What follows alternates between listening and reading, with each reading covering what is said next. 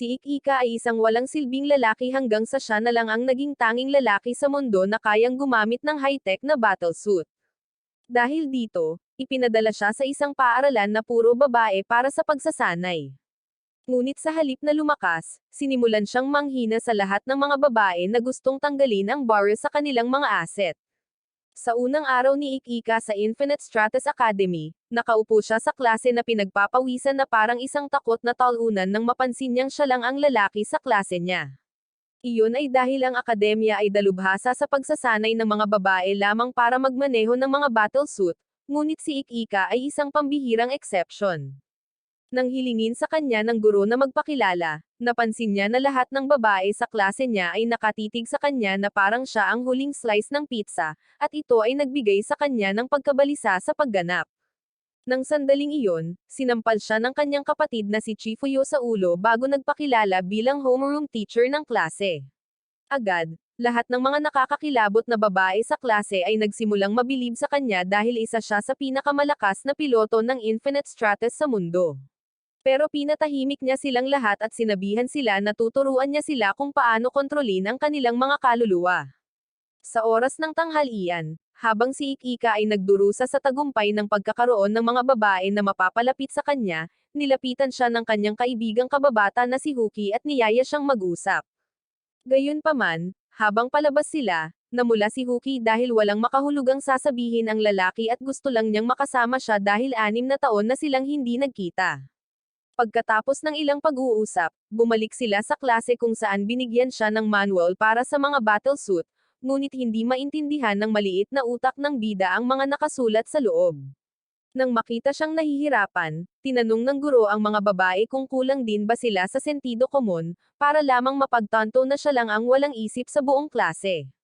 Pagkatapos ng klase, isang blonde na nagngangalang Cecilia ang lumapit sa kanya at buong pagmamalaking nagpakilala bilang isang kandidato para sa pambansang kinatawan.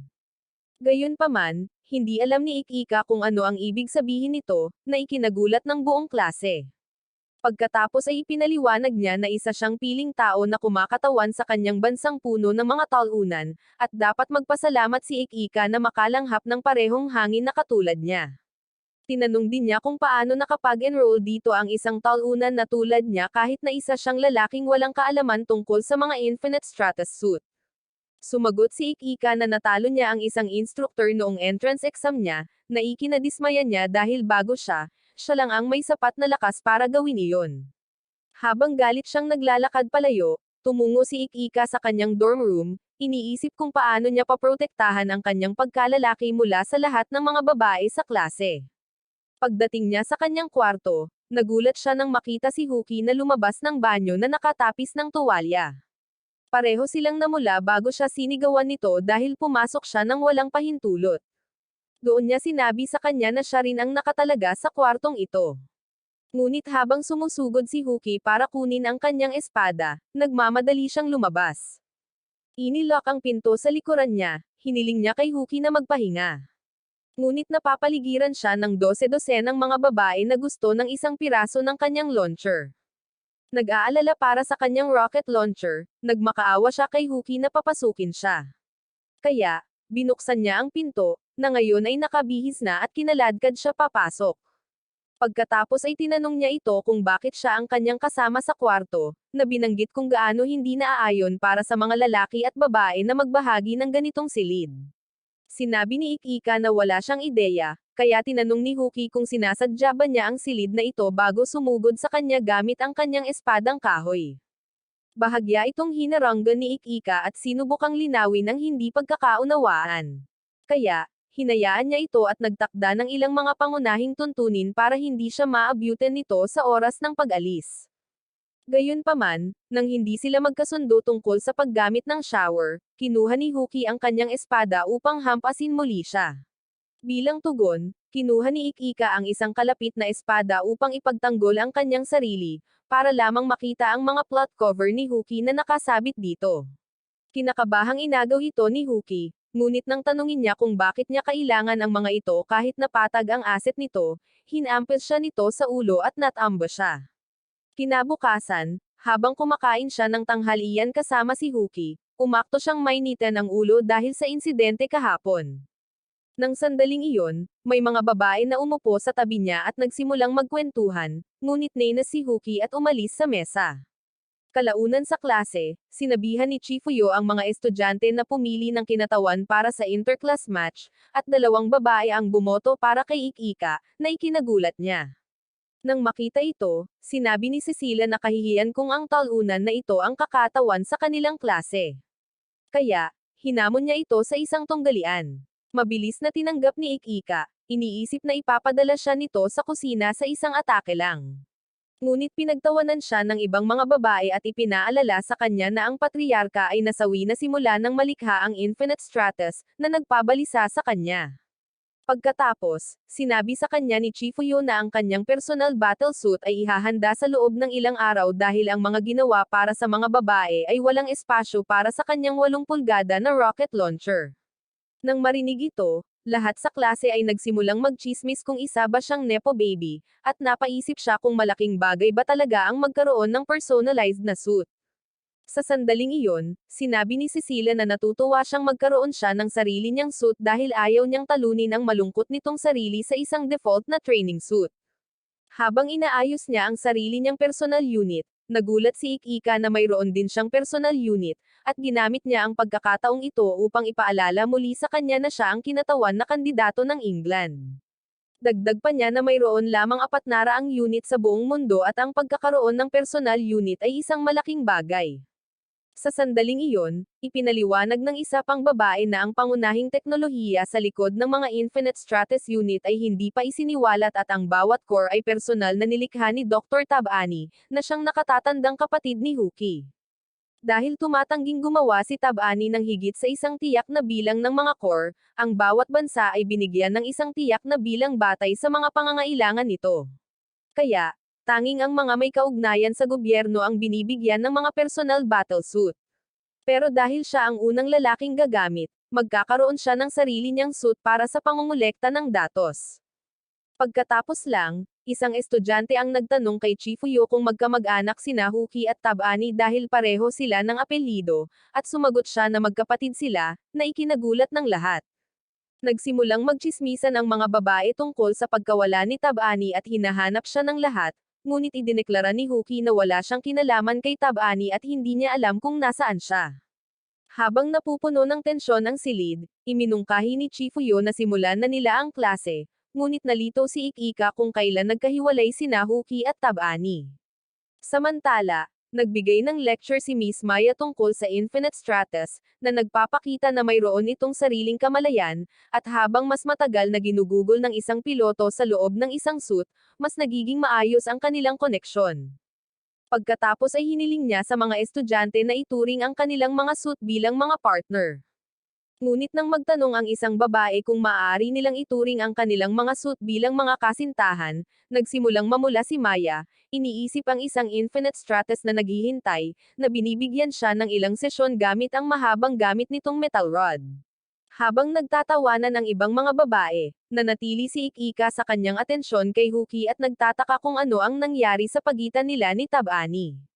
Pagkatapos ng klase, lumapit siya sa kanya para i-cheer ito, at inanyayahan pa ang lahat na kumain ng tanghalian kasama niya.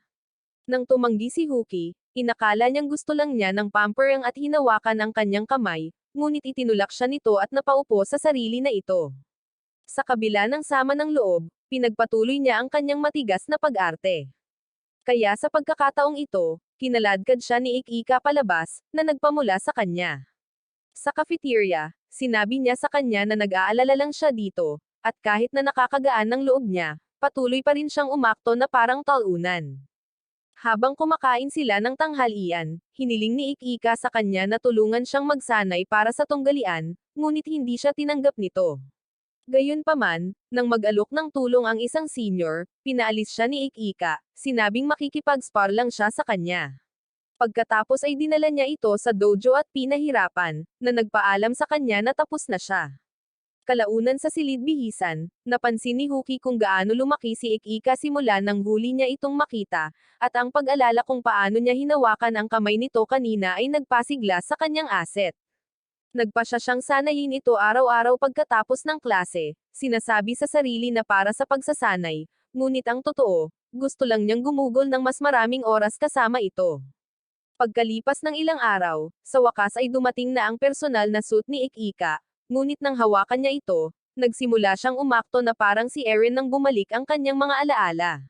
Nang tanungin ni Huki kung ano ang nangyayari sa kanya, sinabi niyang nakakaramdam siya ng kakaiba, ngunit hindi niya ito maintindihan. Pagkatapos, habang isinusuot niya ang suit at ina-activate ang mga sistema nito, sinabi ni Maya sa kanya ang tungkol sa espesyal na katangian nito na tinatawag na absolute defense, na maaaring magligtas sa kanyang buhay gaano man kalakas ang atake, ngunit mauubos nito ang kanyang buong lakas. Dahil doon, lumipad siya palabas sa arena kung saan naghihintay sa kanya si Cecilia. Sinabi niya sa kanya na palalayain niya siya kung hihingi siya ng tawad at pagbibigyan siya sa isang sesyon. Pero nang tumanggi siya, isang nakakasawi na atake ang pinatamaan niya. Tinamaan si Ikika ng tama nang hindi sinasadya at nagsimulang matamba, ngunit sa huling segundo ay nakabangon siya ng maayos. Agad siyang pinaputukan ni Cecilia ng walang tigil, na napilitan siyang magdepensa. Gayunpaman, habang patuloy na bumababa ang kanyang kalasag, ginamit niya ang kanyang sandata, isang espada at tinawag siyang talunan ni Cecilia dahil sa pagdadala ng espada sa isang putukan. Sa kabila nito, patuloy na pinalalapit ni Ikika ang distansya sa pagitan nila.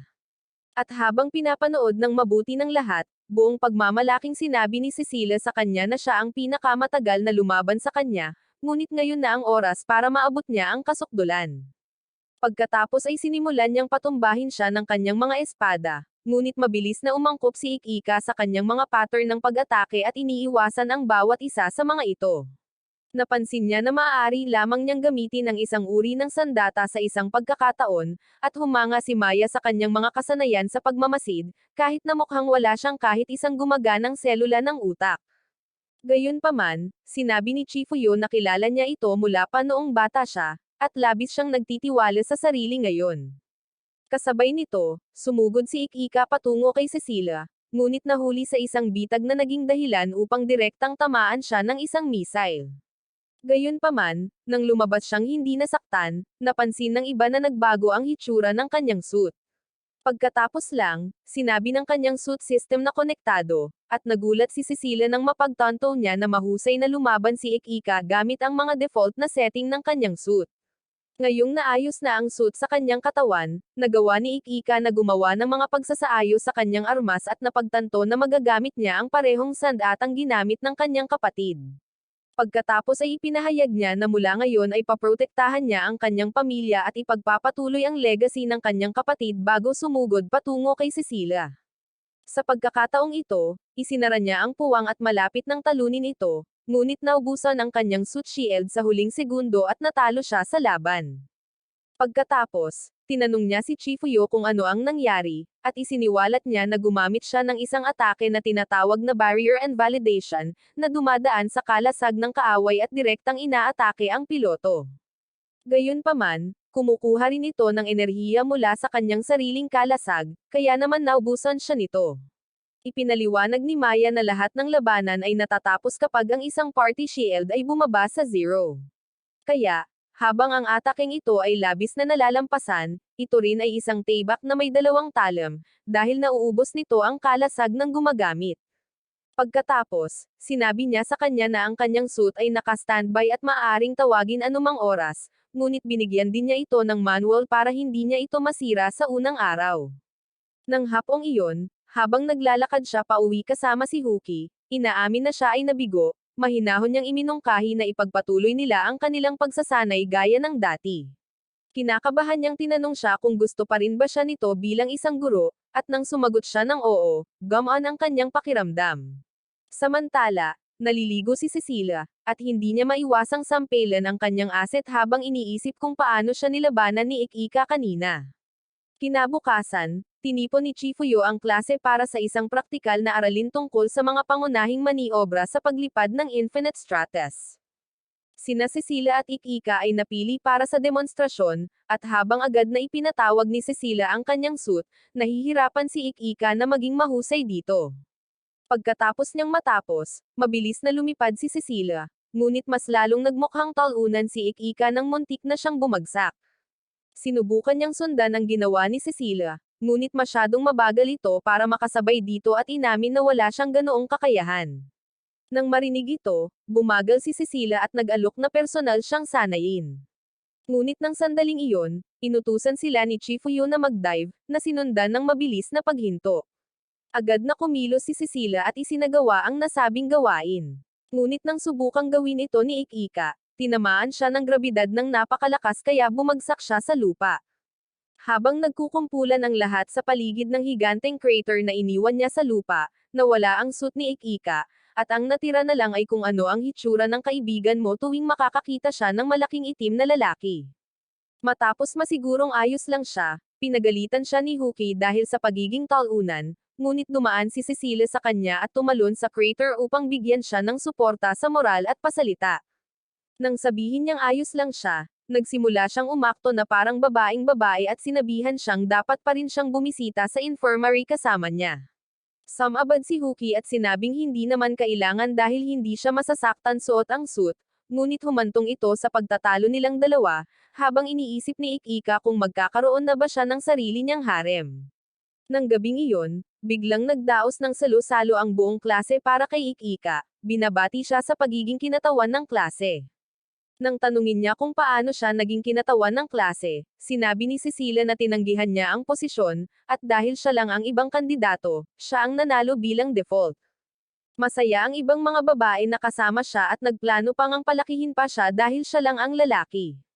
Ngunit ang lahat ng atensyong ito ay nagdulot ng selos kay Huki. Nang sandaling iyon, isang babae mula sa newspaper club ang kumuha ng litrato niya bago tinanong si Cecilia kung gusto rin itong maging bahagi nito. Masayang sumang-ayon si Cecilia at hiniling na makipagkamay kay Ik-Ika. Ngunit habang papalapit siya, nagsimulang magselos si Huki. Sa huling segundo, lahat ng ibang mga babae ay napunta rin sa larawan, at nagsimulang tumawa si Ik-Ika ng kinakabahan dahil inexperienced siya na hindi kayang humawak ng ganito karami ng sabay-sabay. Nang gabing iyon, habang nagpapahinga siya sa kanyang kama, inihagis ni Huki ang kanyang unan sa mukha niya, hiniling na tumingin siya sa ibang direksyon habang nagpapalit siya ng damit. Sa kabila ng pagkainis, umakto siyang parang isang ginoo, ngunit nang marinig niyang inaalis nito ang kanyang damit, nagsimula siyang makaramdam ng kaunting pagkaasiwa.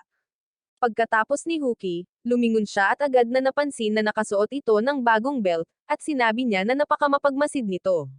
Bilang tugon, sinabi niyang tinitingnan niya ito araw-araw, ngunit ito ang nagpapabilis ng tibok ng puso niya, kaya mabilis siyang natulog.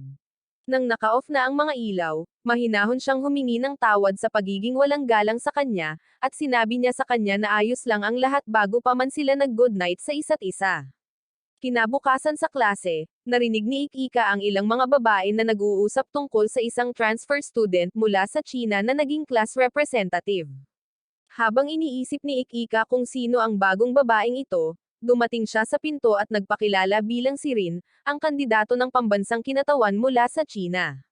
Nakilala agad siya ni Ik-Ika habang sila ay nagbabalik tanaw, ngunit nang hamanin niya ito sa isang tunggalian, hindi siya sineryoso ni Ik-Ika, dahil ibang-iba ang kinikilos nito sa kanyang naaalala. Nang makita ito, nagsimulang mag-init ang ulo ni Rin, ngunit nagpakita si Chifuyo at hinampes siya sa ulo, sinabihan siyang bumalik sa kanyang klase. Noong oras ng tanghalian, nagkita silang muli at nagkwentuhan, dahil hindi sila nagkita sa loob ng isang taon, na ikinainggit ng lahat.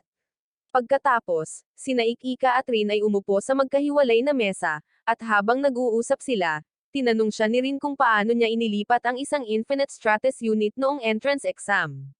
Ikinwento ni Ik-Ika na noong kukuha siya ng kanyang pagsusulit, naligaw siya sa mga pasilyo at pumasok sa isang silid kung saan niya nakita ang isang unit na nakahiga. Nang hawakan niya ito, umilo ang unit nang pumasok ang mga instructor, na ikinagulat ng lahat, dahil wala pang lalaking nakapagpatakbo ng unit noon. Maraming nangyari pagkatapos noon, at napunta siya sa paaralang ito. Nang sandaling iyon, galit na sumama sa kanya sina Huki at Cecilia, at tinanong kung magkasintahan ba sila ni Rin. Tiniyak ni Ik-Ika sa kanila na si Rin ay isang kaibigan lamang, na medyo ikinadismaya ni Rin.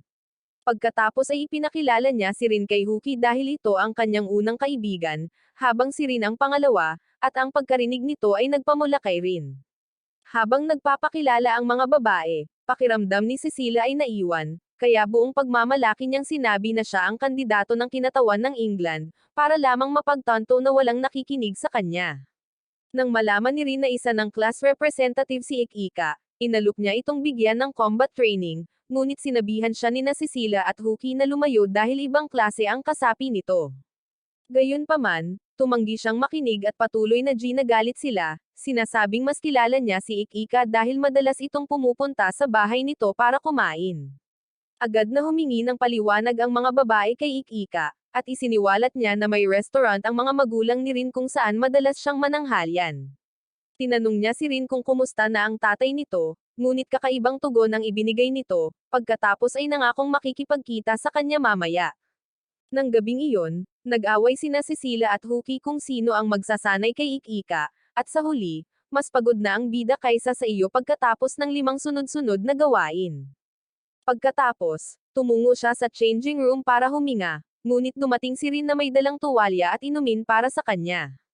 Habang pinupunasan niya ang sarili, marahan niyang tinanong kung may sasabihin ba ito sa kanya ngayong magkasama na silang muli, ngunit hindi naintindihan ni Ikika ang pahiwatig at sinabing babalik na siya sa kanyang kwarto dahil malamang ay wala na sa banyo si Huki.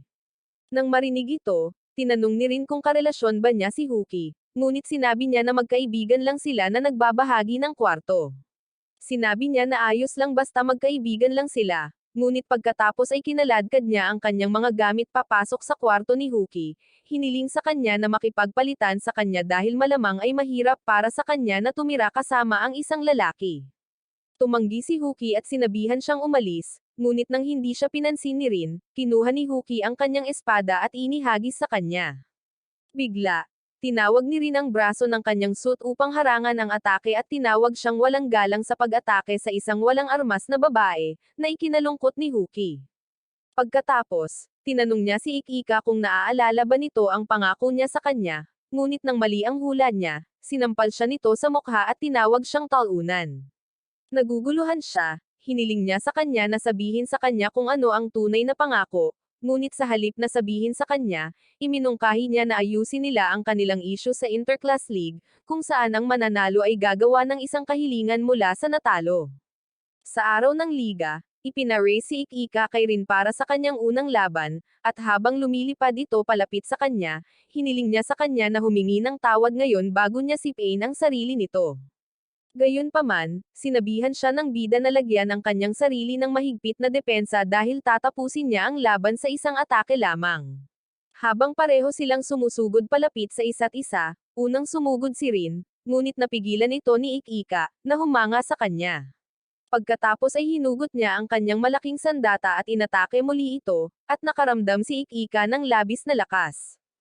Nang makita ito mula sa control room, nagtaka si Cecilia kung bakit hindi niya ginagamit ang cross-read turn na itinuro niya sa kanya, habang tahimik na pinagmamasdan ni Chifuyo ang labanan.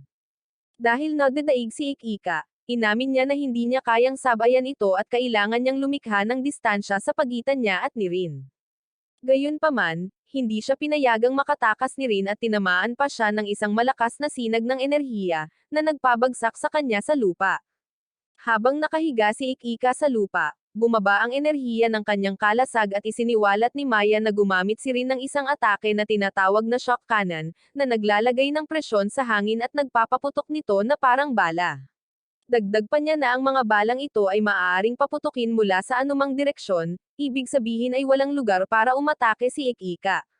Samantala, bahagya ng hindi nakabangon si Ikika, at agad na sinimulan siyang paputukan muli ni Rin.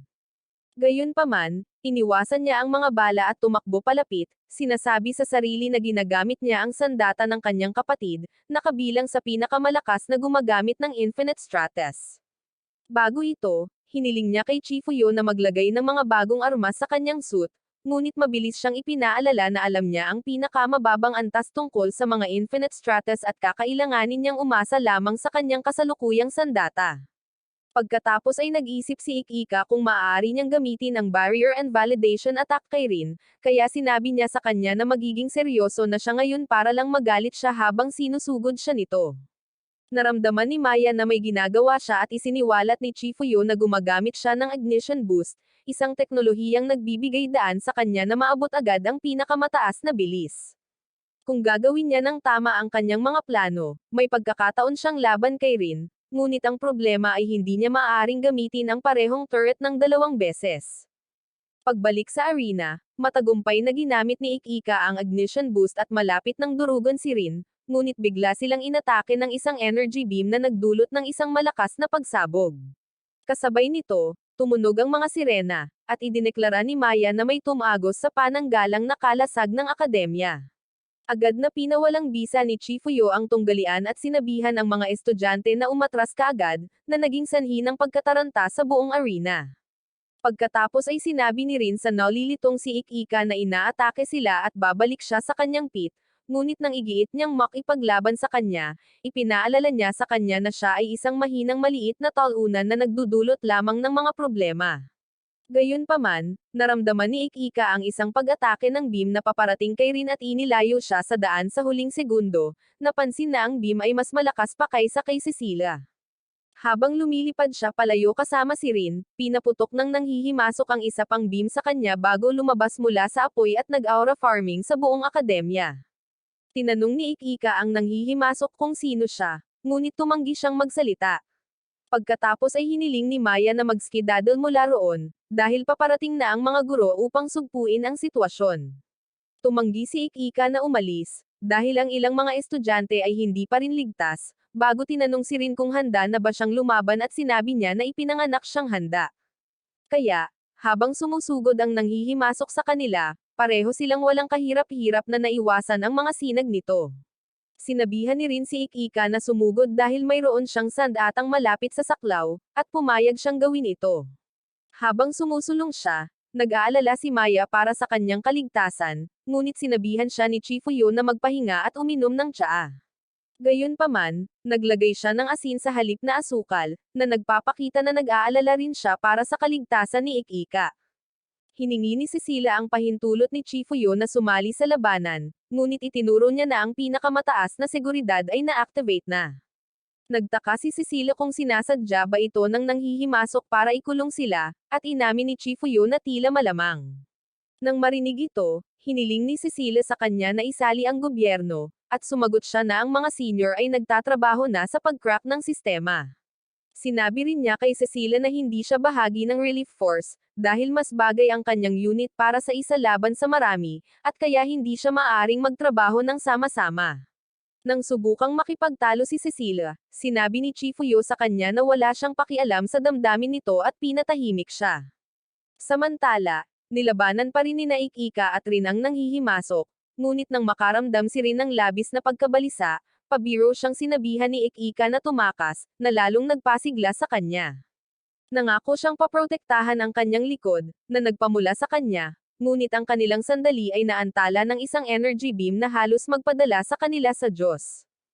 Pagkatapos noon, inatake sila ng daan-daang apoy, ngunit iniwasan silang lahat ni Ikika at napansin na ang sandali ng nanghihimasok na ito ay napakarobotiko, na nagpapaisip sa kanya kung mayroon bang tao sa likod ng suit. Sa kabila ng pagiging kainahinala, sinabi ni Rin na imposible, dahil hindi maaaring gumana ang mga suit ng walang tao, ngunit nasa sabik si Ikika dahil hindi na niya kailangang magpigil pa. Ipinaliwanag niya na kailangan niyang magpigil sa pagsasanay dahil masyadong malakas ang kanyang sandata, ngunit dahil walang tao sa loob ng suit, kaya niyang gawin ang lahat. Kahit na sa tingin niya ay imposible, nagpa siya si Rin na sundin ang kanyang plano, at sinabihan siya ni Ikika na hintayin ang kanyang senyales bago siya magpaputok. Habang naghahanda siyang sumugod, biglang tinawag siya ni Huki, sinasabihan siyang talunin ang nanghihimasok na ito or siya ay magiging isang maliit na batang maangas magpakailanman. Agad, ang nanghihimasok ay bumaling sa pagpapaputok kay Huki, kaya mabilis na sinenyasan ni Ikika si Rin na magpaputok sa kanyang laser sa kanyang likuran. Sa kabila ng pagkalito, sinunod niya ang mga utos, at ang kanyang atake ay nauwi sa pag-charge sa anino ni Ikika, na nagpapakinang dito na parang isang Super Saiyan. Dahil doon, sumugod siya at sinugod ang nanghihimasok, ngunit nakaiwas ito at pinalipad siya sa pader. Pagkatapos ay lumapit ito kay Rin para tapusin siya, ngunit ngumisi si Rin, dahil alam niyang naroon na si Cecilia para protektahan siya. Ipinadala niya ang kanyang mga espada para guluhin ang atensyon ng nanghihimasok, pagkatapos ay nagpaputok ng laser beam na tumapos dito. Pagkatapos, pinuri ni Ikika si Cecilia sa pagiging talagang malakas niya, at ito ang nagpahiya at nagpa-awkward sa kanya. Sa sandaling iyon, tumayo ang nanghihimasok at sinubukang magpaputok ng isang huling putok kay Ikika, ngunit hinarap siya ni Ikika ng diretso, at ang sumunod na alam niya ay nasa ospital siya. Nasa tabi niya si Rin, at nang sinubukan siyang ikis, bigla siyang nagising, dahilan para umatras siya. Agad niyang tinanong kung ano ang nangyari sa nanghihimasok, at sinabi niyang tumigil ito sa paggalaw pagkatapos nitong magpaputok ng huling putok. Naalala niya ang pangako niya na matututo siyang magluto at titiyakin niya ang lahat ng kanyang pagkain, kaya tinanong niya kung may nakatagong kahulugan sa likod nito. Sabik na itinanggi ito ni Rin, at sinabing gusto lang niya na tikman ang mga pagkain nito para gumaling siya. Sinabi ni Ikika na talagang gusto nito ang luto ng tatay niya at bibisitahin niya ang kanilang restoran balang araw, ngunit isiniwalat niya na sarado na ang restoran dahil nagdiborsyo ang mga magulang nito. Nang marinig ito, biglang tinanong siya ni Ikika kung gusto ba nitong sumama sa kanya, at natuwa siya nang niyayaya siya nito ng date. Bigla na lang pumasok si Cecilia at sinira ang sandali sa pamamagitan ng pakikipagtalo sa kanya, bago pa man sumama si Huki sa kanya at tinawag siyang talunan dahil sa pagtatangkang Iris siya nang wala siya. Habang nagsisimula silang magtalo, tinanong ni Ikika kung nasaan si Chifuyo, ngunit walang ideya ang mga babae. Sa totoo lang, nasa lab siya kasama si Maya, na nagsasagawa ng ilang pagsusuri sa nanghihimasok, at nalaman niya na hindi lang automated ang suit na ito, kundi ang core number ay hindi tumutugma sa anumang nasa database. Noong weekend, naglalaro si Ikika ng mga video game kasama ang kanyang kaibigang si Dan, na nagtanong sa kanya kung mayroon ba siyang mga magagandang babae na nakakasesyon dahil nasa isang paaralan siya na puro babae. Sumagot si Ikika na isa pa rin siyang kawawang walang jowa tulad nyo, pero natutuwa siya na lumipat si Rin sa akademya dahil ngayon ay mayroon na siyang makakausap. Nang sandaling iyon, sinipa ng maganda na kapatid ni Dan na si Ran ang pinto at niyaya si Dan na bumaba para mananghalian, ngunit nagulat siya nang makita niya si Ikika. Agad niyang inayos ang kanyang damit at binati, ngunit sinabihan siya ni Dan na tumigil sa pagiging palabiro at kumatok bago pumasok. Nagalit ito dahil hindi niya sinabi sa kanya na may mga bisita sila, at nang makitang pawisan si Dan, napaisip si Ikika kung inaabuso ba siya ng kanyang kapatid sa loob ng bahay. Kalaunan, habang sama-sama si Ikika sa kanila para mananghalian, nagkunwaring nahihiya si Ran sa kanya, at napansin niyang nagpalit na ito ng damit. Nang tanungin niya kung may date ba siya, mabilis siyang tumanggi, at tinawag siya ni Dan na talunan dahil hindi siya mapagmatsyag, na naguluhan siya. Nang gabing iyon, habang pabalik na siya sa kanyang dorm, dumating si Maya at isiniwalat na lilipat si Huki sa ibang kwarto. Nang tumutol si Huki, sinabi ni Maya na hindi nila maaaring payagan ang isang babae at isang lalaki na tumira sa iisang silid ng masyadong matagal, na ikinalungkot ni Huki dahil umaasa siyang makakatanggap ng mga late-night session mula kay Ikika. Gayunpaman, nang hindi makuha ni Ikika ang pahiwatig at umakto na parang isang talunan, nadismaya siya at agad na umalis, na naguluhan muli si Ikika. Pagkalipas ng ilang sandali, bumalik siya sa silid nito na mukhang nahihiya, at tinanong ni Ikika kung may nakalimutan siya. Gayunpaman, sinabi ni Huki na malapit nang magkaroon ng all-class tournament, at kung mananalo siya, gusto niyang isama siya nito sa isang date. Lingid sa kanyang kaalaman, narinig ito ng mga tsismosang babae sa klase at nagsimula ng tsismis na kung sino man ang manalo sa tournament ay makakatalbog sa rocket launcher ni Ikika. Pagpasok ni Ikika sa klase, tinitigan siya ng mga babae na parang candy, ngunit sumunod agad si Chifuyo at sinimulan ang klase. Pagkatapos ay ipinakilala sila ni Maya sa isang bagong transfer student na nagkataong isa pang lalaki na nagngangalang Charles, na galing pa sa France. Agad na nagsaya ang mga babae sa klase dahil hindi lang isa kundi dalawang launcher ang mayroon na silang mararanasan, ngunit sinabihan sila ni Chifuyo na tumigil na sa pag-arte na parang mga uhaw na babae at magbihis para sa pagsasanay. Habang papalapit si Charles kay Ik-Ika, hinawakan niya ang kamay ni Charles at kinaladkad palabas, ngunit agad silang napalibutan ng mga babae, kaya kinailangan nilang tumakas at magtago sa changing room.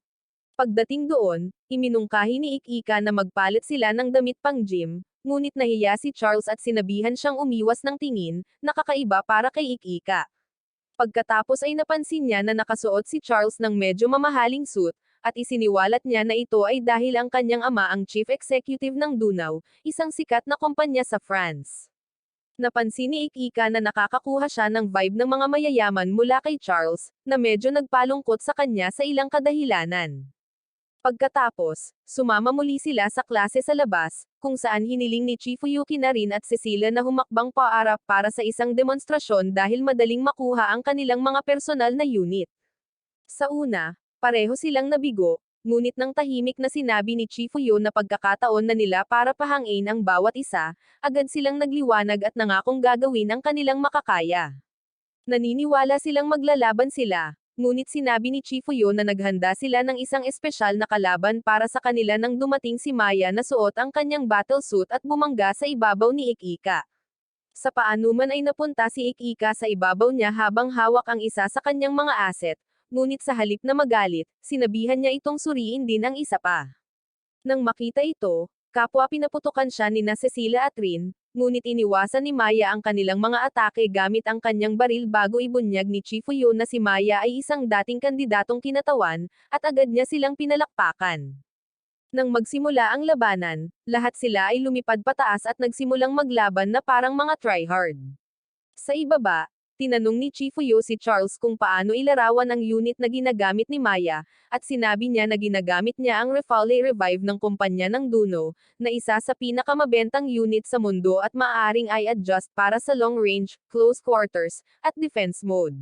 Sa loob ng ilang segundo, ipinakita ni Maya ang kanyang kahusayan sa pamamagitan ng pagsira sa kanyang dalawang kalaban at pagpapabagsak sa kanila, ngunit nagsimulang sisihin ng mga babae ang isa't isa sa pagkatalo. Pagkatapos, sinabihan ni Chifuyo ang lahat na tretuhin si Maya ng may respeto bago sabihin na maghati-hati sa mga grupo. Dahil ang mga may personal na unit ay itinuturing na mga pinuno, maraming babae ang gustong sumama kay Ik-Ika, na ikinaiinggit ni Huki. Gayun din, maraming babae ang gustong makipagtulungan kay Charles, at napagtanto ni Ik-Ika na pareho silang tapos na. Pinili ni Ik-Ika ang isang babae na nagngangalang Kyuka para unang magsanay, at pagkatapos tulungan itong mag-adjust sa suit, hiniling niya sa susunod na dumalo na humakbang paarap. Si Huki pala ito, at dahil hindi siya magkasya sa cockpit dahil sa kanyang malalaking asset, at hiniling ni Maya kay Ik-Ika na buhatin si Huki at tulungan siyang magkasya. Walang pag-aalinlangan, tinawag niya ang kanyang suit at dinala siya sa unit, ngunit nagsimulang mamula si Huki na parang malapit na siyang mabalisa. Habang nakasakay, tinanong niya kung libre siya sa tanghalian, at nang pumayag siya, iminungkahi niya na kumain silang magkasama. Pumayag si Ik-Ika, na ikinatuwa niya, ngunit nasira ang kanyang plano nang sumama rin sa kanila sina Rin at Cecilia.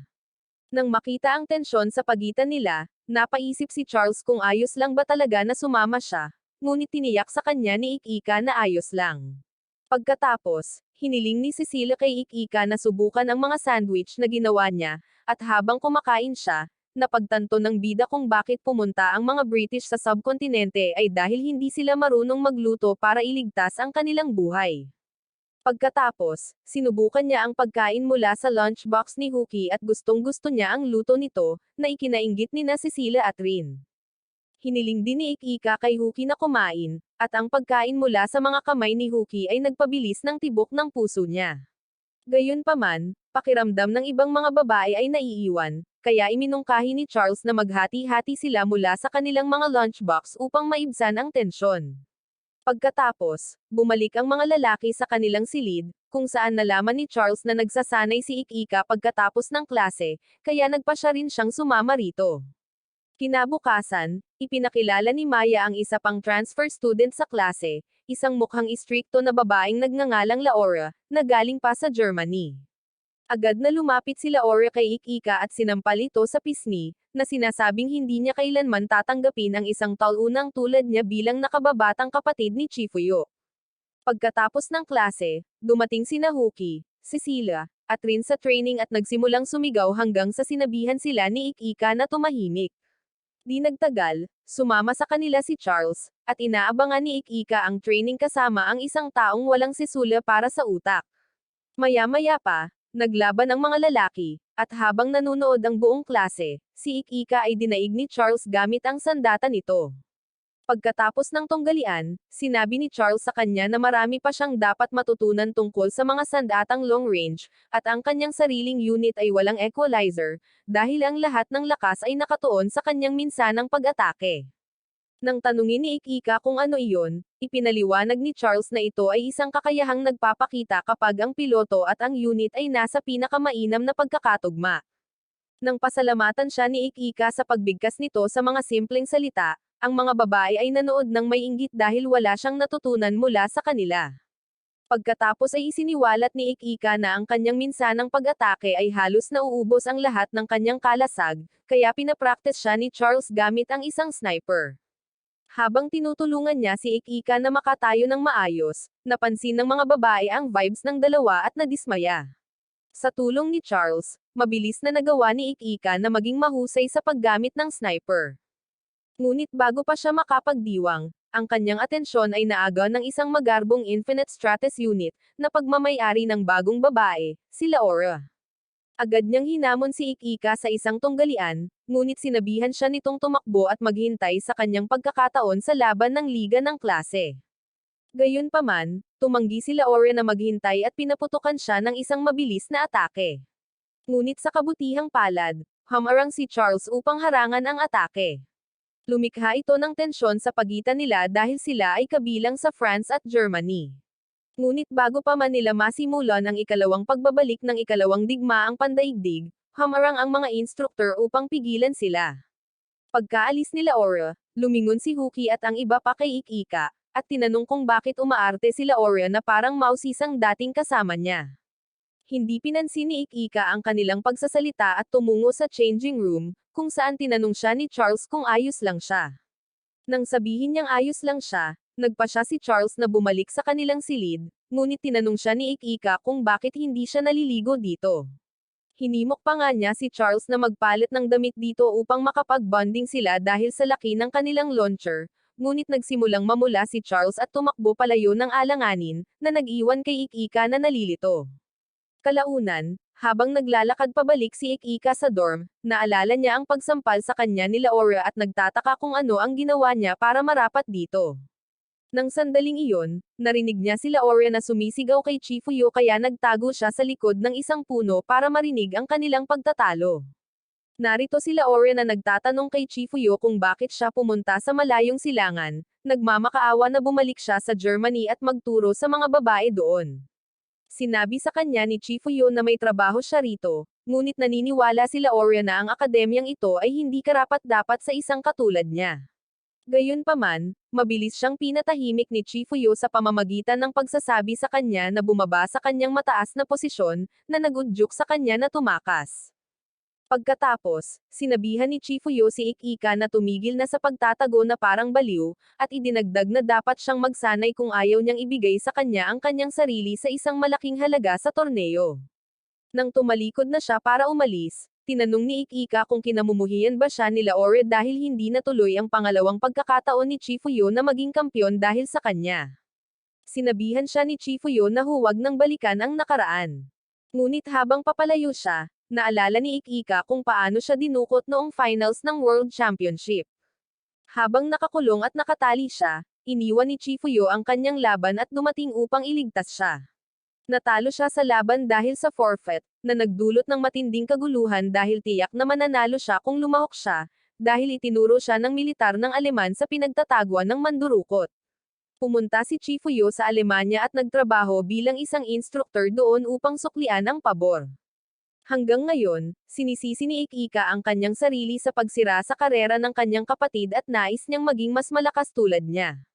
Pagbalik niya sa kanyang dorm, narinig niya si Charles sa shower at pumasok upang bigyan ito ng body soap.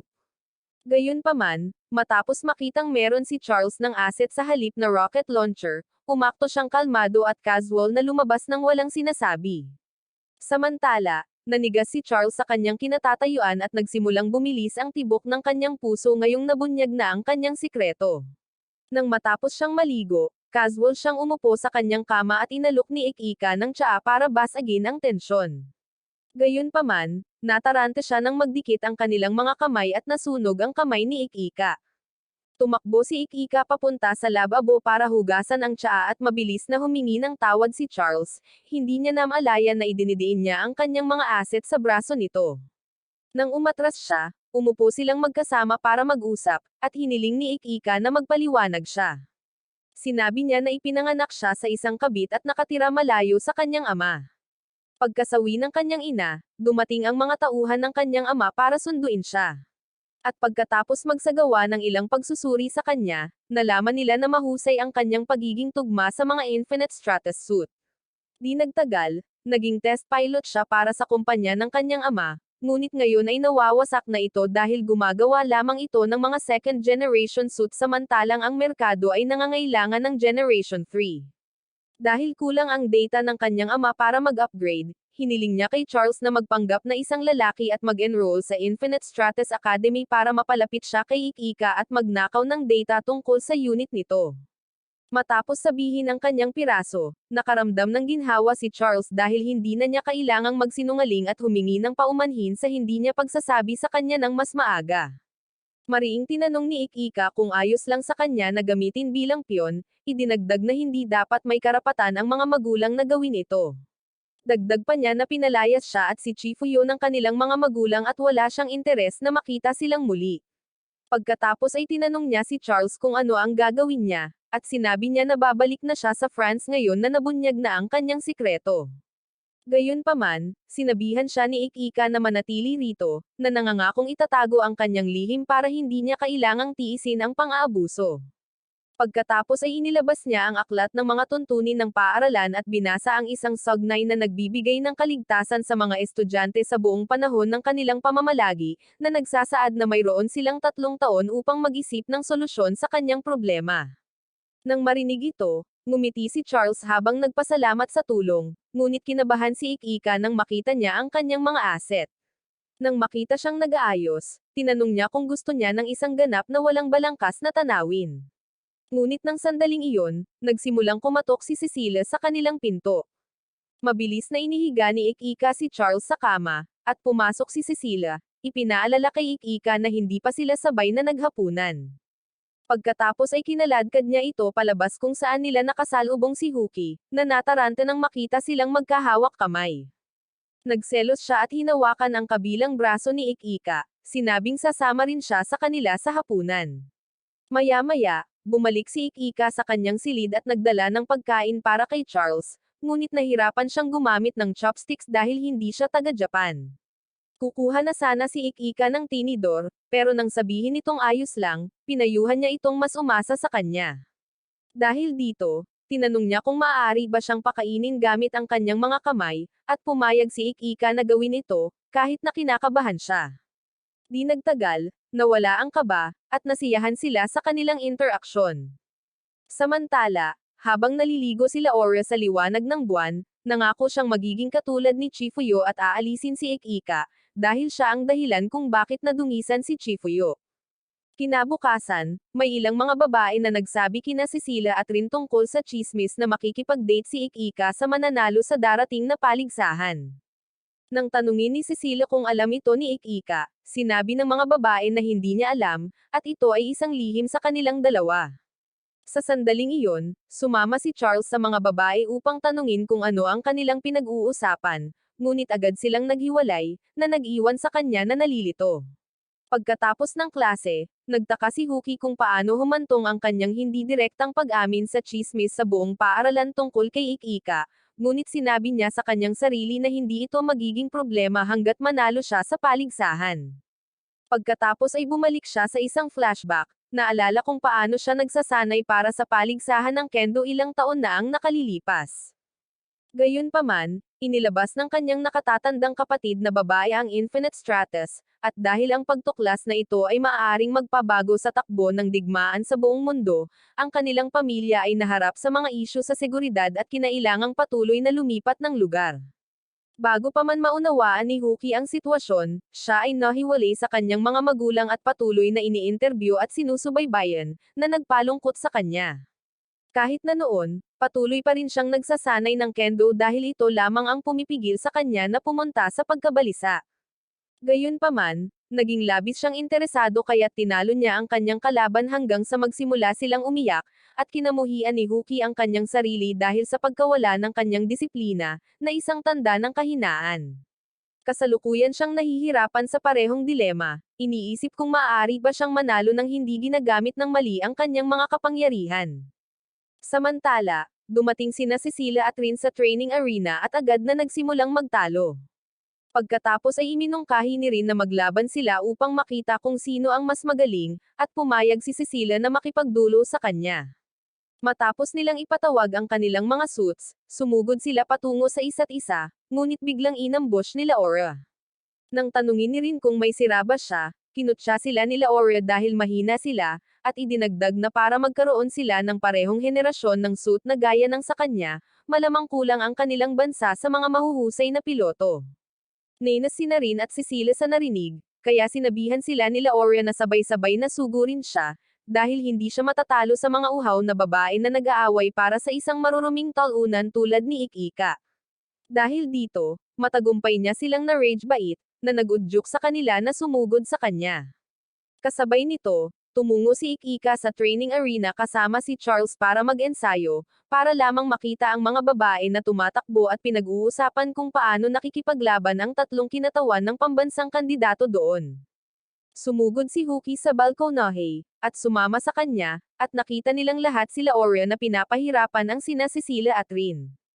Pagkatapos lang, nagpakawala si Rin ng isang energy beam sa kanya, ngunit nagawa niyang ma-absorb ito nang walang anumang pinsala at nabigla si Ikika dito. Kaya, ipinaliwanag ni Charles na ang suit nila Aura ay may espesyal na kakayahan na tinatawag na Active Inertial Cancellor, na nagbibigay daan sa kanya na kontrahin ang anumang atake. Habang nagpapatuloy ang laban, napahirapan si Rin.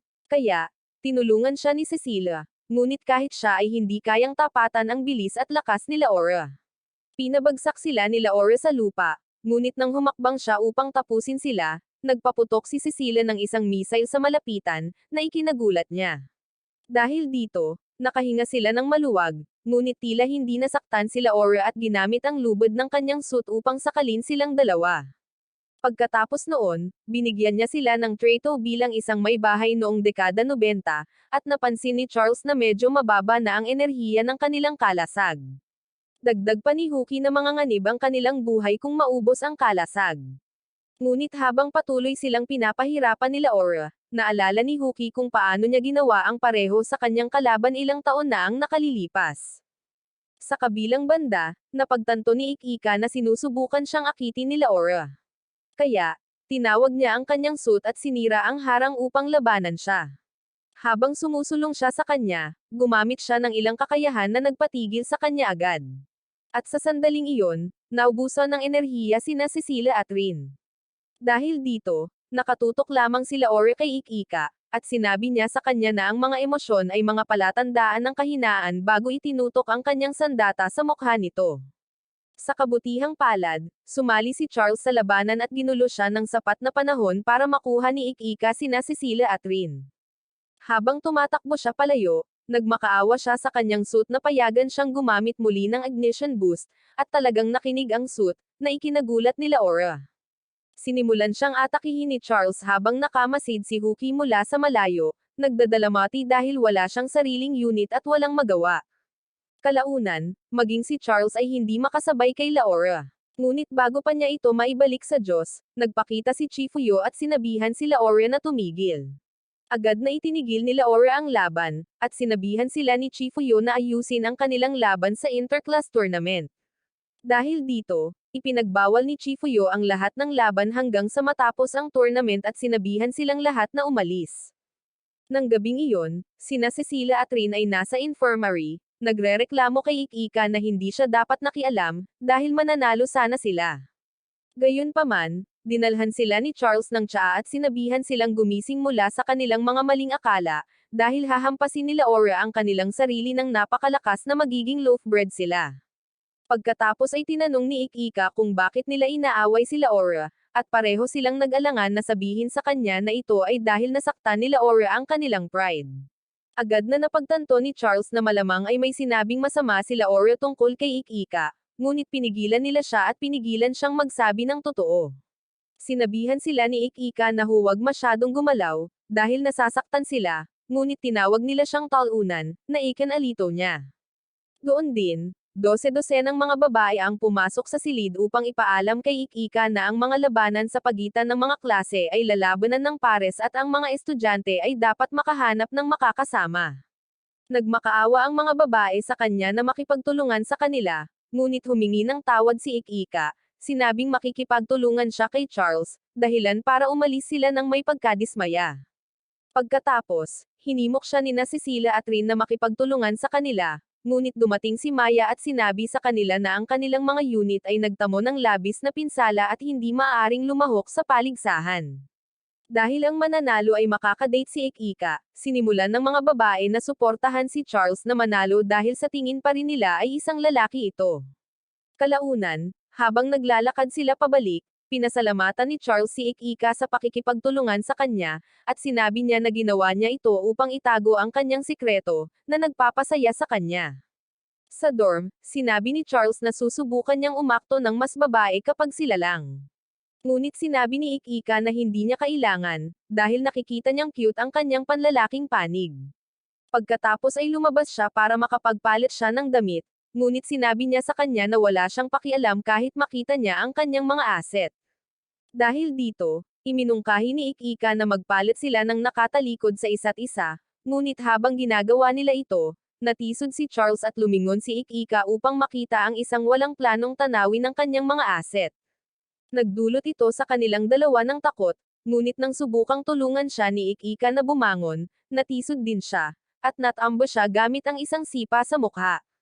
Inihiga niya siya sa kama, naalala ang pangako nito na paprotektahan ang kanyang sikreto, at kinas ang noo nito upang ipakita ang kanyang pasasalamat. Pagkalipas ng ilang araw, habang naghahanda sina Charles at Ikika para sa kanilang laban, napansin nila na maraming nakatataas ang dumating upang manood. Napansin din ni Charles na tila abala si Ikika sa pag-iisip na harapin sila Aura. Kaya, sinabihan niya ito na manatiling nakatutok. Doon lamang, isiniwalat ang mga bracket ng laban. Sina Laura at Huki ay nasa iisang koponan, at ang kanilang unang laban ay laban kina Ikika at Charles. Di nagtagal, nagharap ang dalawang koponan, at tila sabik na si Ikika na harapin sila Aura at pakumbabin ito sa simula pa lang. Habang nagsisimula ang countdown, tumindi ang tensyon sa arena, at nang umabot sa 0, agad siyang sinugod ni Ikika. Gayunpaman, ginamit niya ang kanyang espesyal na kakayahan para mapatigil ito sa pag-atake, at tinawag siya ni Cecilia na isang talunan dahil sa pagkahulog niya rito muli. Nang itinutok ni Laura ang kanyang kanyon sa mukha nito, dumating si Charles at sinimulang paputukan siya, dahilan para umatras siya. Lumapit si Huki para atakihin si Charles ng malapitan, ngunit tumalon si Charles at hinayaan si Ikika na harapin siya dahil pareho silang may hawak ng espada. Gayunpaman, hinayla siya ni Laura paatras at pinabagsak siya dahil gusto niyang talunin sina Ikika at Charles ng mag-isa. Sa kabila nito, muling tumayo si Huki at sumugod sa kanila, dahilan para siya ang unang puntiryahin ni Charles. Sa control room, napansin ni Chifuyo na sinusubukan nilang talunin si Huki dahil mas mahina siya, at sa ganoong paraan ay matatalo nila sila Aura, dahil ang kanyang unit ay hindi idinisenyo para humawak ng maraming kalaban ng sabay-sabay. Sa mismong K, pinaputukan ni Charles si Huki at naubos ang kanyang kalasag, na napilitan siyang hindi sumali sa natitirang bahagi ng laban. Pagkatapos noon, parehong tinutukan nina Charles at Ikika sila Aura. At habang sumusugod si Ikika at sinugod siya pababa, muli niya itong pinatigil gamit ang kanyang espesyal na kakayahan. Gayunpaman, nalantad siya sa baril ni Charles, at matapos tamaan, napilitan sila Aura na umatras. Dito, isiniwalat ni Chifuyo na hindi kayang patigilan nila Aura ang kanyang target maliban kung nakatutok lamang siya sa kanila. Gamit ang pagkakataong ito, sinugod siya muli ni Ikika pababa, ngunit naubos ang kanyang kalasag sa huling segundo. Mabilis na gumanti sila Aura at pinabagsak siya, ngunit nasa loob pa rin si Charles at itinulak siya pabalik. Pagkatapos ay ginamit ni Charles ang ignition boost upang magulat siya, at nagulat sila Aura dahil hindi alam ni Charles kung paano ito gamitin bago ang labanang ito. Bigla, ginamit ni Ikika ang Charles rifle upang paputukan siya pabalik, na nag-ambala siya ng sapat na katagalan para sumugod si Charles at tamaan siya ng malakas na naubos ang buong kalasag ni Aura. Pagkatapos ay sinugod siya ni Charles pababa at sinuntok ng malakas na nagdala sa kanya sa isang flashback ng araw na siya ay na-instate sa militar. Mula sa araw na iyon, nagsanay siya na parang isang piling tao upang maging pinakamalakas na sundalo. Ngunit matapos matuklasan ang mga Infinite Stratus, itinanam ang mga nanom machine sa kanyang mata upang ma-optimize siya. Gayunpaman, hindi maayos na umangkop ang kanyang katawan sa mga pagbabago, at itinuring siyang isang bigo. Doon niya nakilala si Chifuyo, na nagsanay sa kanya hanggang sa maging pinakamalakas na Infinite Stratus unit si Aura. Nakita ni Aura si Chifuyo bilang isang hindi masisirang Diyos na figure. Ngunit nang malaman niya ang nangyari dahil kay Ikika, sinimulan niya itong kamuhian. Gamit ang puot na ito, humingi siya ng mas maraming kapangyarihan mula sa kanyang suit, na naging sanhi ng pagkasira nito at paglamon sa kanyang katawan. Agad na nag-anunsyo si Chifuyo ng isang level D emergency, at inanunsyo ni Maya na kakanselahin ang lahat ng laban hanggang sa susunod na abiso. Di nagtagal, ang unit ni Aura ay naging isang nakakatakot na titan na kamukha ni Chifuyo, na nagpabagsak kay Ikika sa kanyang suit sa isang pag-atake lamang. Nabanggit din niya na ang unit ni Aura ay nakikipaglaban na ngayon ng eksakto sa estilo ng pakikipaglaban ni Chifuyo. Ngunit habang sinusubukan niyang sumugod patungo sa tiyak na kasawian, inabot siya ni Huki sa tamang oras upang hulihin siya. Nang pilitin niya itong umalis, sinampal siya nito sa mukha at sinabihan itong suriin ang sitwasyon ng mahinahon. Dito, naalala ni Ikika ang araw na binigyan siya ni Chifuyo ng isang mahalagang aral tungkol sa mga armas, at tumanggi siyang hayaang lumaban ang iba para sa kanya. Nang ipaalala sa kanya ni Huki na naubos na ang kanyang kalasag, isinaksak ni Charles ang isang alambre sa kanyang summoning device at shinarge ang kalasag ng kanyang unit. Nang hilingi ni Chifuyo sa instructor na hayaan si Ikika na hawakan ito ng mag-isa, nagawa niyang ipatawag ang kanyang kanang braso at ang espada ng bahagya. Sinabihan siya ni Huki na huwag masawi, ngunit hiniling niya rito na magtiwala sa kanyang mga kakayahan. Dahil dito, sumugod siya ng diretso at hiniwa ang suit gamit ang kanyang espada, na nagbigay daan sa isang walang malay na si Aura na mahulog sa kanyang mga bisig. Kalaunan, nagkaroon siya ng pangitain kay Ikika na nagsasabi sa kanya na lumalaban siya upang protektahan ang iba, at magiging malakas din siya upang protektahan siya. Nang magising siya, natagpuan niya ang kanyang sarili sa infirmary kasama si Chifuyo sa kanyang tabi. Tinanong niya kung ano ang nangyari. Kaya, sinabi sa kanya ni Chifuyo na ang kanyang unit ay may Valkyrie Trace System, na ipinagbabawal sa buong mundo dahil sinasakop nito ang kamalayan ng piloto at kumikilos ng mag-isa. Bago pa man ito maproseso ni Aura, sinabi sa kanya ni Chifuyo na hindi siya magiging katulad niya bago lumabas ng silid, na iniwan siyang umiiyak na parang bula. Nang gabing iyon, habang kumakain ng hapunan si Ikika kasama si Charles, nalaman niya na nakansela ang paligsahan. Pagkatapos ay nakita niya si Huki na pinapanood siya ng may kawalan ng pag-asa, habang ang kanyang pagkakataong makipag-date sa kanya ay nawawala. Gayunpaman, lumapit si Ikika sa kanya at nangakong ilalabas siya sa isang date. Kaya, sinuntok niya ito sa mukha at sinipa sa tiyan bilang pasasalamat. Pagkatapos lang, dumating si Maya at masayang sinabi sa kanila na isang banyo ng kalalakihan ang binuksan sa akademya. Agad na tumungo si Ikika doon para magpahinga, ngunit sinamahan siya ni Charles na nakatapis ng tuwalya, na ikinabahala niya. Nang makita ito, nagpa siya si Charles na lumabas, ngunit iginiit ni Ikika na siya ang dapat umalis. Gayunpaman, pinigilan siya ni Charles, sinabing mayroon siyang pag-uusapan, na nag-udyok sa kanya na manatili. Pagkatapos ay umupo sila ng magkatalikuran, at hinawakan ni Charles ang kanyang kamay, sinabing nagpa siya siyang manatili sa akademya dahil sa kanya. Pagkatapos ay ibinaon niya ang kanyang mga asset sa likuran ni Ikika at hiniling dito na tawagin siyang Charlotte dahil iyon ang pangalang ibinigay sa kanya ng kanyang ina. Dahil dito, pareho silang namula, at pumayag si Ikika na gamitin ang kanyang tunay na pangalan mula ngayon. Kinabukasan, ipinakilala ni Maya ang lahat kay Charlotte, at agad na nalaman ng buong paaralan na si Charles talaga ay isang babae. Nang makarating ang balita kay Rin, pumasok siya sa klase na nakasuot ng kanyang suit at nagpas siyang ibalik si Ik-ika sa Diyos. Nakakagulat, humarang sila Aura upang ipagtanggol siya bago tumalikod at nag-usap kay Ik-ika sa harap ng buong klase. Pagkatapos ay ipinahayag niya na gagawin niyang may bahay si Ik-ika, na nag-iwan sa lahat ng gulat. Nang gabing iyon, si Tab-ani, ang lumikha ng Infinite Stratus, ay nakatanggap ng tawag mula kay Huki at agad na nagsimulang magsalita sa kanyang tainga. Bago pa man makapagsalita si Huki, alam na niya na gusto ni Huki ng personal na Infinite Stratus unit at sinabi niya rito na inihanda na niya ang pinakamahusay para sa kanya. Kinabukasan, nagising si Ik-ika sa kanyang kama at nagtaka kung nakapagtubo na ba ito ng isang pares ng mga binti. Gayunpaman, habang itinataas niya ang kanyang kumot, nadatnan niya sila Aura na natutulog kasama niya sa kanyang hindi inaasahang paraan. Habang sumisigaw siya, nagising sila Aura at inilantad ang lahat ng kanyang katawan para sa kanya.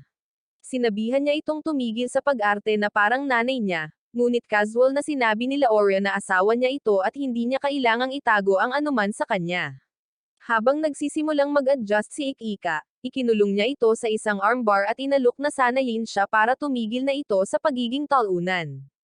Sa sandaling iyon, pumasok si Huki sa silid upang imbitahan siya sa pagsasanay. Ngunit matapos makita silang nag-iikot nito sa kama, nagpakawala siya ng banal na parusa sa kanilang dalawa. Kalaunan, habang sumasakay si Ik-ika sa bus kasama si Charlotte, tinanong niya ito kung saan sila pupunta, at sinabi nitong gusto niya itong isama sa pamimili para sa beach class. Dahil dito, nadismaya siya, dahil inaasahan niyang isasama siya nito sa isang date. Kaya, sinabi niya rito na ang isang talunan na tulad niya ay dapat sipain ng kabayo at masawi. Gayunpaman, hindi naintindihan ni Ik-ika ang pahiwatig at lalo pa siyang dinasmaya. Pagbaba nila ng tren, iniwasan siya ni Charlotte. Kaya, nang tanungin niya kung ano ang kailangan para mapatawad niya ito, sinabi niyang kailangan niyang hawakan ang mga kamay nito.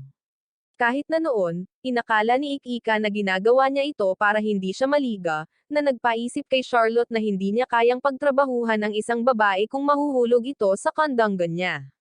Lingid sa kanilang kaalaman, si Rin at si Sila ay nag-eespiya sa kanya, at pareho silang nadismaya nang makita silang magkahawak kamay.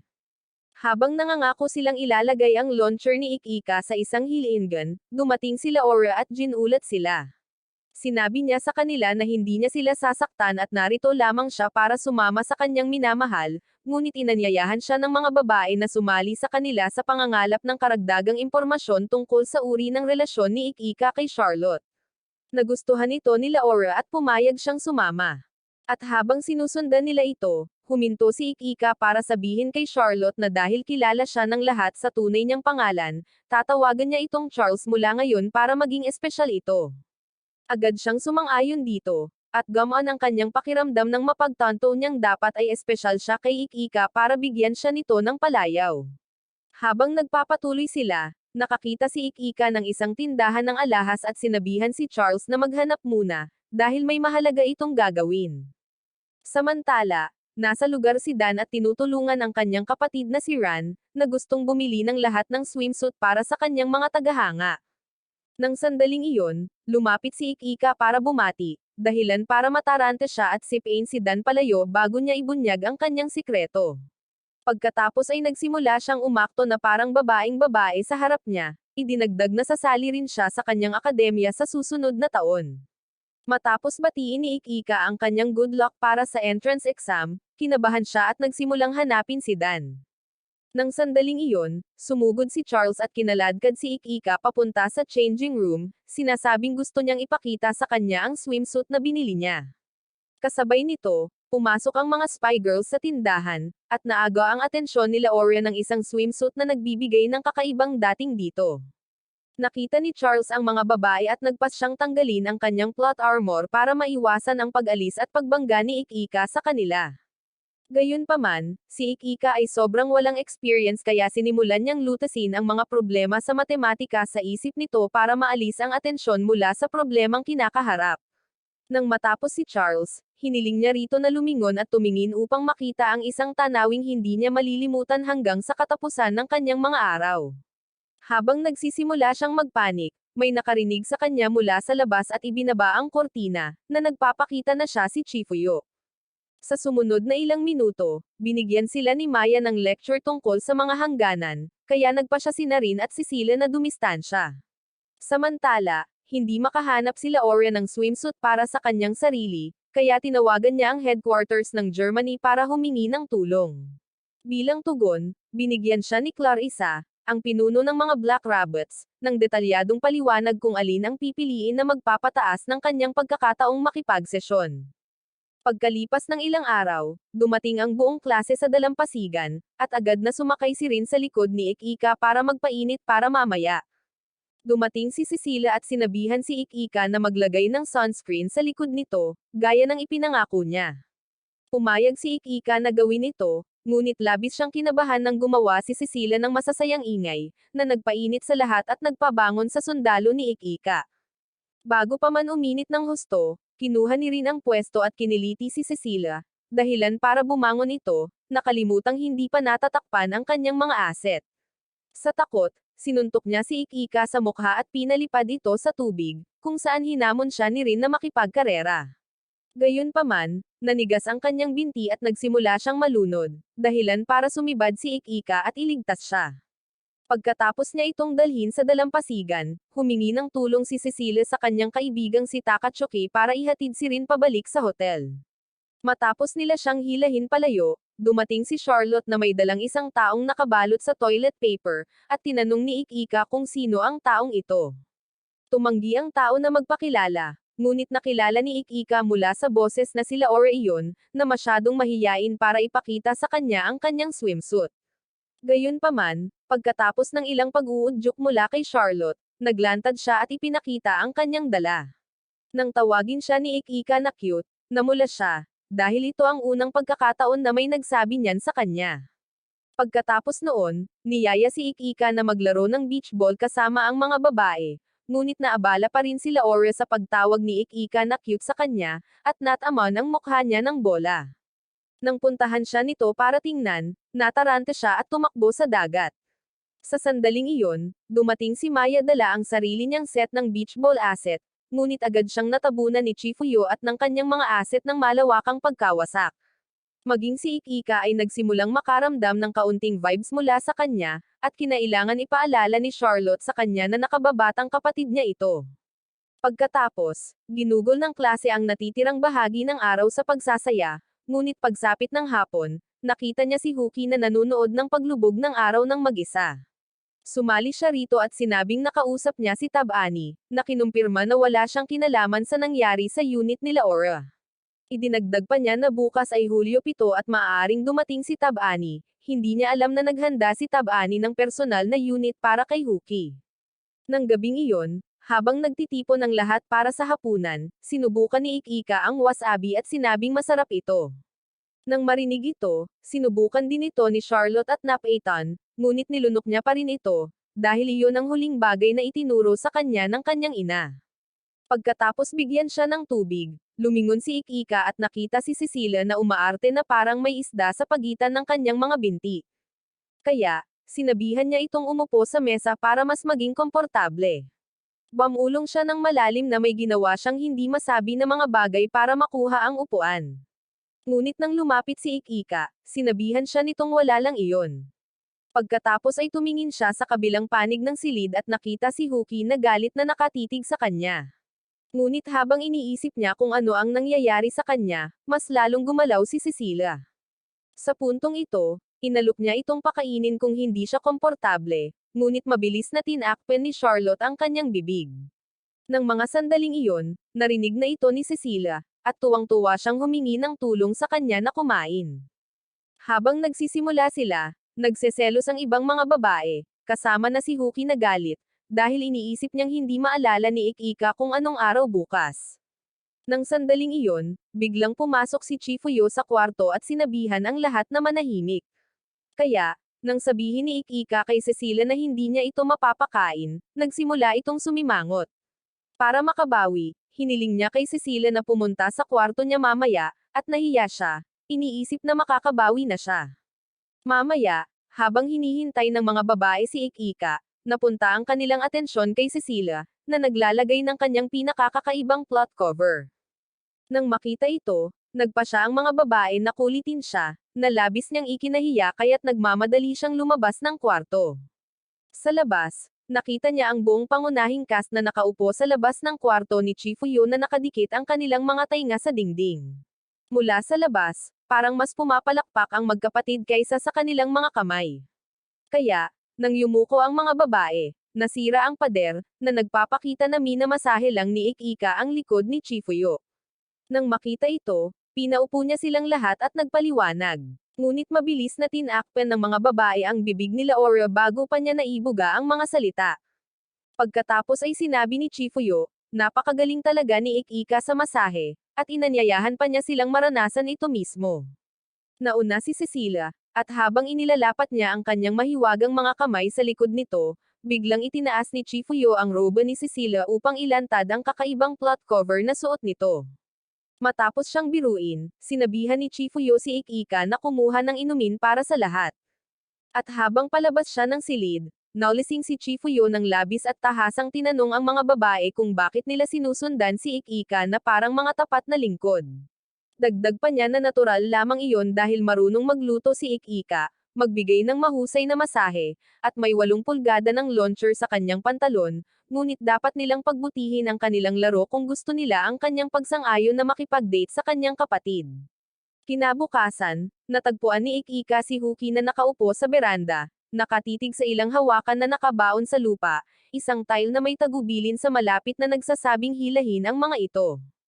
Hiniling niya kay Huki na gawin ito, ngunit hindi siya pinansin nito at naglakad palayo.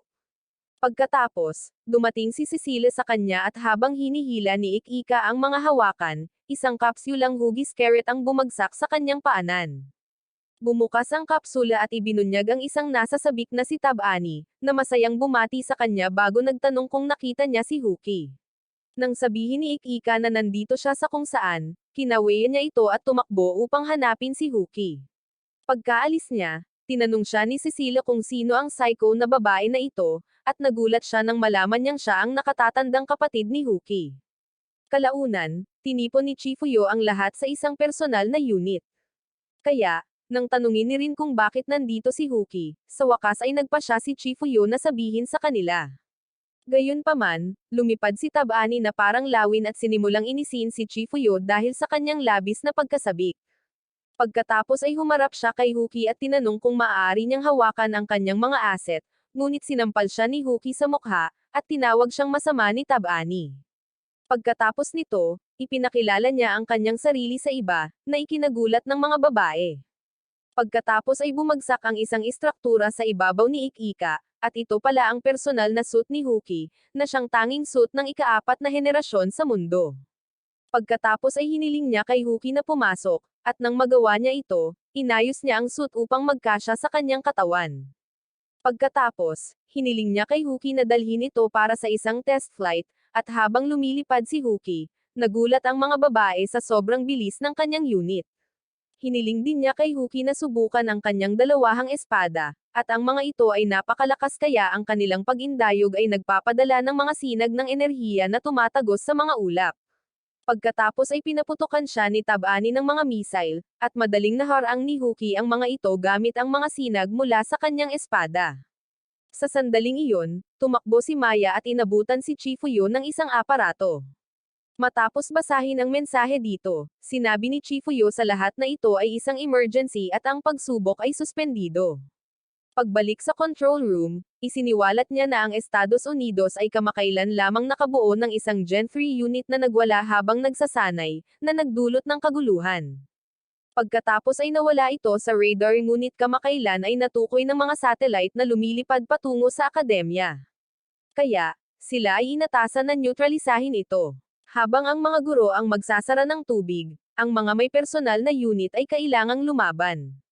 Habang nagulat si Ikika nang marinig ito, ang iba ay nanatiling kalmado, at humingi si Cecilia ng detalyadong mga detalye sa target. Sumang-ayon si Chifuyo sa kanyang kahilingan ngunit binalaan siya na ang pagtagas ng datos na ito ay maglalagay sa kanya sa ilalim ng 2 taon ng house arrest. Dahil doon, nalaman nila na ang target ay isang gunner na may malawak na pag-atake sa lugar at walang maliwanag na kahinaan.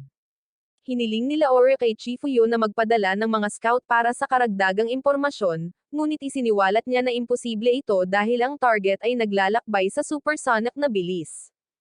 Nangangahulugan din ito na magkakaroon lamang sila ng isang pagkakataon upang harapin ito. Kaya iminungkahi ni Maya na ipadala nila ang isa na may pinakamalakas na ofensibong kapangyarihan. Ang unit na iyon ay kay Ik-Ika, kaya ang mga babae ay nag-isip ng mga ideya upang maging posible ito dahil alam nilang si Ik-Ika ay isang talunan. Sa una, nag-alangan si Ik-Ika na tanggapin ang misyon, ngunit pagkatapos sabihin ni Chifuyo na tumigil sa pagiging medyo magulo, ang kanyang pagmamataas ay humadlang, at pumayag siyang gawin ito. Habang naghahanda sila para sa misyon, gumapang si Tab-Ani papasok sa silid sa pamamagitan ng mga bentilasyon at hiniling sa kanila na lagyan ito ng aspili. Pagkatapos ay tumalon siya sa silid at sinimulang inisin si Chifuyo bago isiniwalat na mayroon siyang mas mahusay na plano, at ito ay may kinalaman sa bagong unit ni Huki. Di nagtagal, dinala niya sila sa labas upang ipakita na ang sandata ni Huki ay isang na-upgrade na bersyon ng sandatang ginamit ni Chifuyo, at lahat ng baluti nito ay maaaring palawakin. Sinabi rin niya na ang misyong ito ay nagpapaalala sa kanya ng insidente ng White Knight 10 taon na ang nakalilipas, na pumukaw sa kuryosidad ni Ik-Ika. Noon, ang mga misail mula sa iba't ibang bansa ay nahak at itinutok sa mainland ng Japan. At habang ang lahat ay naghahanda na magpaalam sa bansang ito, isang hindi kilalang babae na nakasuot ng puting Infinite Stratus suit ang nagpakita at mag-isang hinarang ang lahat ng misail bago nawala. Nilapitan ni Tab-Ani si Chifuyo at nagsimulang magpahiwatig na ang White Knight ay siya talaga, ngunit hinampes siya ni Chifuyo sa ulo dahil ayaw niyang malaman ng sinuman. Pagkatapos nito, tinanong niya si Tab-Ani kung gaano katagal aabutin ang pag-aayos ng suit ni Huki, at sinabi ni Tab-Ani na matatapos niya ito sa loob ng 7 minuto. Pagkatapos nito, tumungo sina Ik-Ika at Huki sa dalampasigan, kung saan isa-isa nilang tinawag ang kanilang mga suit. Habang naghahanda silang harapin ang kalaban, sinabihan ni Ik-Ika si Huki na mag-ingat, dahil hindi ito isang drill at maaari talaga siyang masaktan. Tiniyak sa kanya ni Huki na hindi niya kailangang mag-alala at nasa mabuting kamay siya. Nang sandaling iyon, gumamit si Chifuyo ng mga .com para ipaalam sa kanila na isa na lang ang pagkakataon nilang mapuksa ang target na si Gospel.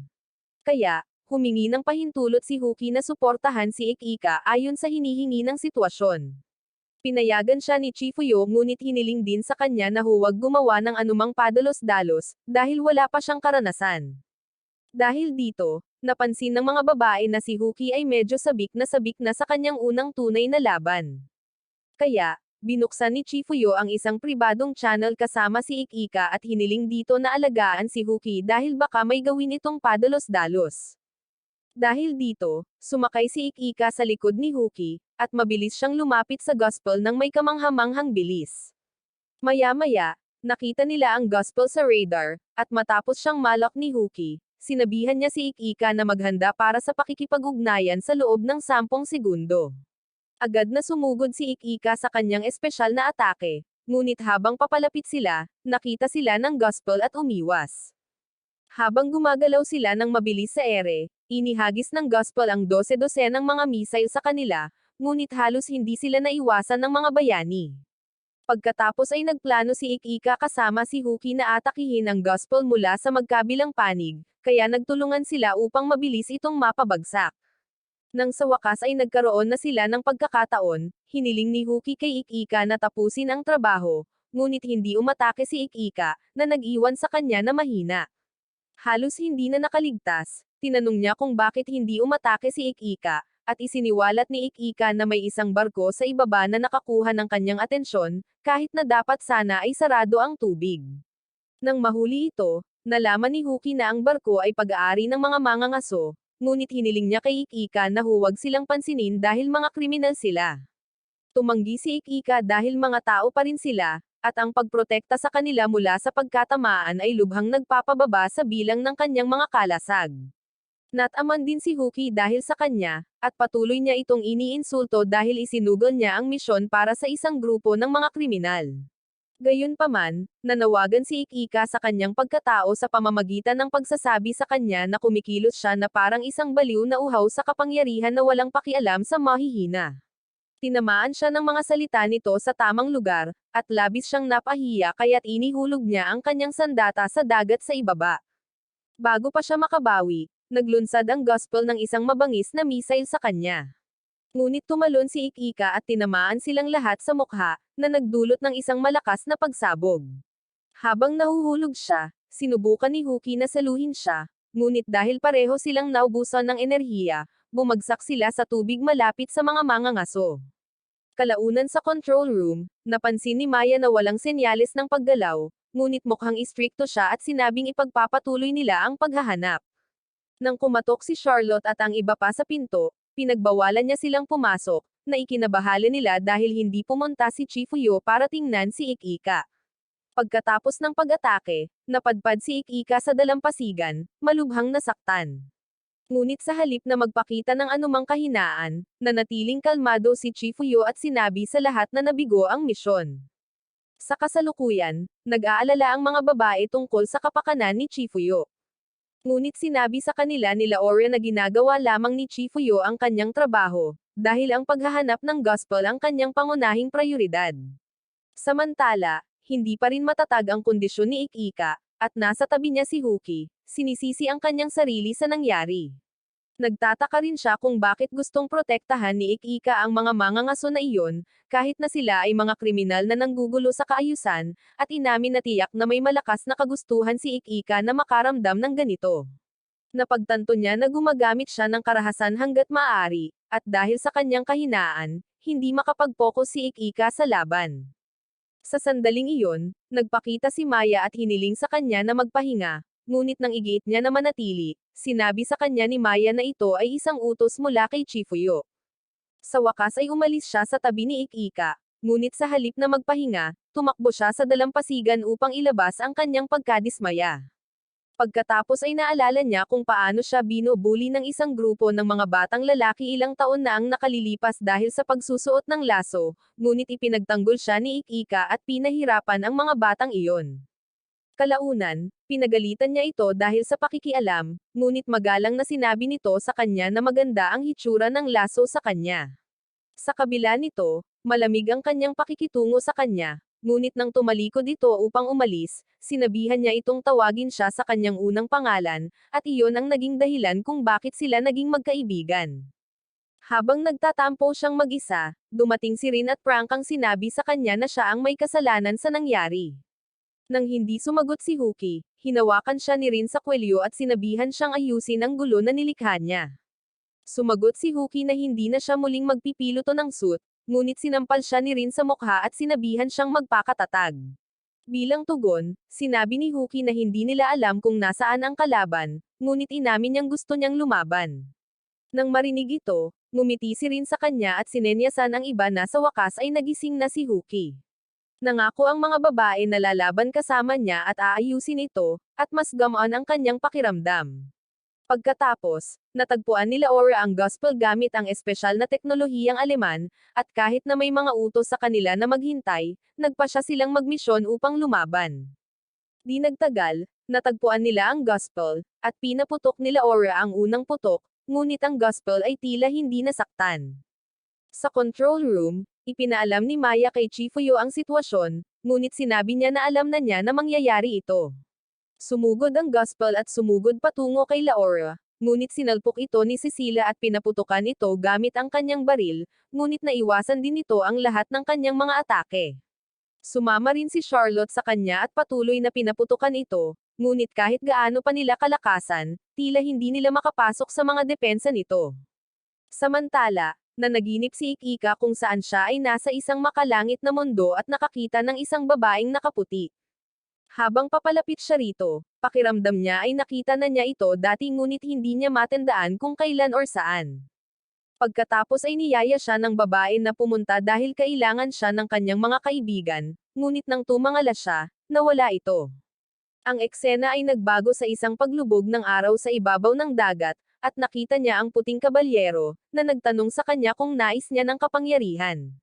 Tumanggo si Ikina bilang pagsang-ayon, at tinanong siya ng babae kung ano ang layunin niya sa paghahangad ng lakas.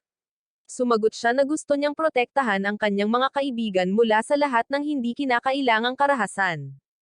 Doon din, lumipat ang eksena sa makalangit na mundo, kung saan hinawakan ng babaeng nakaputi ang kanyang kamay at binigyan siya ng lakas upang lumaban. Kasabay nito, ang mga babae ay nakikipaglaban sa gospel, ngunit walang ingat na inatake ito ni Huki, kahit na hiniling ng kanyang mga kasama na huwag itong gawin. Sa paanuman, nagawa niyang ibagsak ang gospel sa dagat, ngunit muling nagpakita ito at dumaan sa pangalawang shift, na nagpabasa sa kanilang lahat. Pagkatapos ay nagpakawala ang gospel ng isang malakas na sinag ng enerhiya kay Huki. At habang bumabagsak siya sa ibaba, sinubukan ni Cecilia na kontrahin ang mga atake nito. Gayunpaman, natalo rin siya sa isang iglap. At habang nakahiga si Huki na mawawalan ng malay, nais niyang makita si Ikika. Laking gulat niya nang magpakita si Ikika sa kanyang harapan, sinasabi sa kanya na gumaling na ang lahat ng kanyang mga sugat at handa na siyang lumaban. Labis siyang natuwa nang makita niya ito kaya't napaluha siya. Kaya, hinugot niya ang isang panyo mula sa kanyang sarili at ibinigay ito sa kanya. Pagkatapos ay binati niya ito ng maligayang kaarawan at hiniling na maghintay habang tinatapos niya ang trabaho. Pagkatapos ay pinanood niya itong lumipad palayo, nagulat na naaalala pa rin nito ang kanyang kaarawan kahit na halos masawi na siya kanina. Habang nakikipaglaban si Ikika sa kalaban, bumalik siya at sumali sa laban habang sina Laura at Cecilia ay gumagaling din. Dahil sumama si Rin at Charlotte, ang squad ay nasa buong lakas na ngayon at naghahanda na para sa isang kontra-atake laban sa gospel.